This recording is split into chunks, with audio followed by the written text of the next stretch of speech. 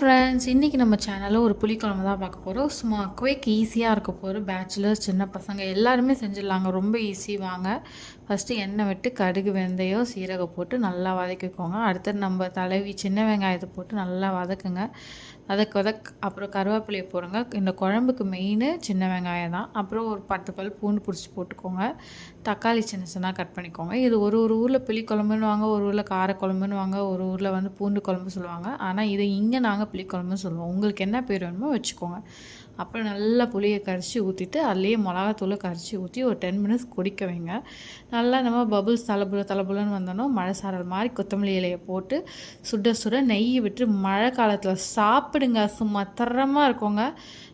எல்லாருக்கும் comfort food இருக்க மாதிரி மழையில் எங்களுக்கு இதுதான் செம்மையான கம்ஃபர்ட் ஃபுட்டுங்க. ட்ரை பண்ணுங்கள், சூப்பராக இருக்கும். ஒன்ஸ் ட்ரை பண்ணி தான் பாருங்களேன், சூப்பராக இருக்குங்க. மறக்காமல் நம்ம channel like, share and subscribe பண்ணுங்கள்.